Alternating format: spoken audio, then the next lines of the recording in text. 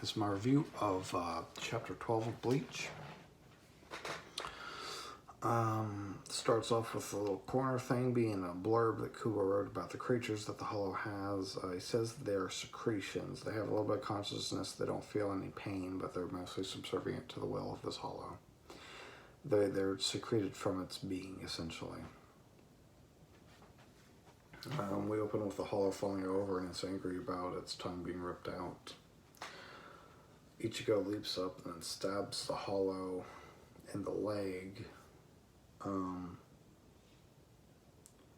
We get a nice cover page of Ichigo and Chad, and they're wearing sunglasses, and they look pretty cool. But they kind of are drawn like they're intelligence agents or something. That's what they look like to me. With those sunglasses and stuff and the outfits that they're wearing.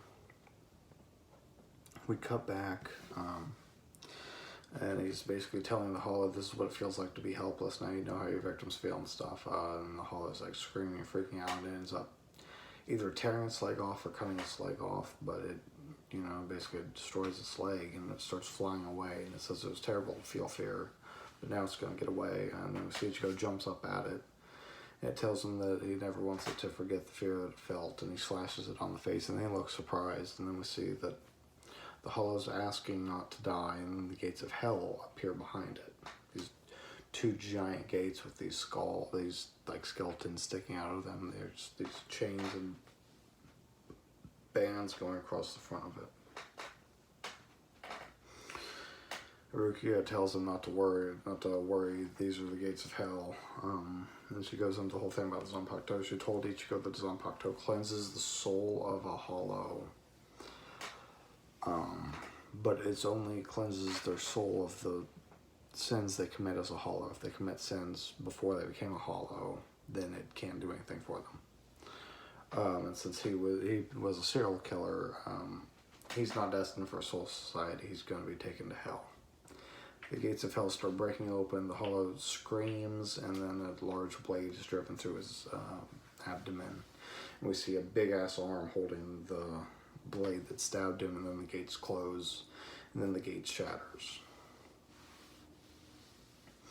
We come back to Yoichi, and Rukia tells him that Yoichi's chain of fate has just been completely disintegrated, so there's no way he can ever come back to life. He's basically dead. And he's sad, and she tries to tell him that going to the Soul Society would be great. He won't be hungry, he won't need to sleep. Stuff, and he doesn't really care about all that.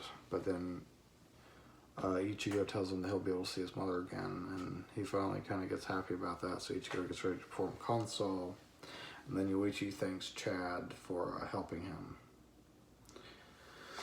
And he prepares to leave. We see like Yoichi's actual body outside of the parakeet now. Chad asks him that once he dies, if it's okay for him to carry Yoichi around like he had been. And Yoichi agrees that would be great, and then Ichigo performs console. We see a butterfly flying away, and then we see Yuzu and Karin, they're sleeping in bed, and then Karin thanks Ichigo for what he did, and that's the end of the chapter. This is kind of where we start building on some ideas and building on stuff. The gates of hell are introduced. Learn a bit more about Hollows on Zanpakuto, how the whole Soul Society thing works. It's a really good climax, good ending, very fitting, very in character for Ichigo.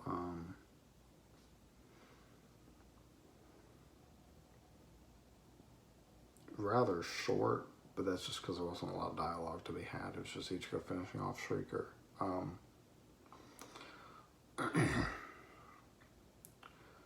So, yeah.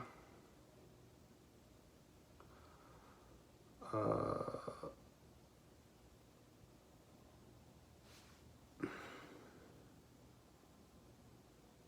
don't really think I have anything to add with this. Oh yeah, do I want to talk about the whole story? Yoichi's story is like extremely dark and extremely sad. Kubo gets a lot of stuff for like not writing very good or not writing really deep shit.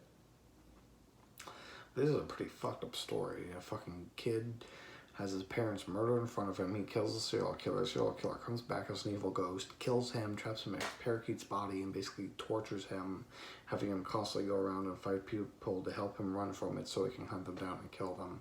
And he just constantly blames himself for getting all these people killed. I mean, that is so fucked up, dude. Jesus. That's a really dark fucking story. So Kubo is a better writer than people give him credit for. It's also a really long story. It takes only 2 episodes of anime, but it's like 6 chapters worth of shit. Like, holy fuck.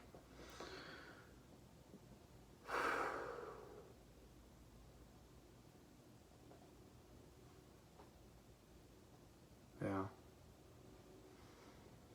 And that's my thoughts on Bleach Chapter 12 and really the Shrieker mini arc, I guess we could call it, overall.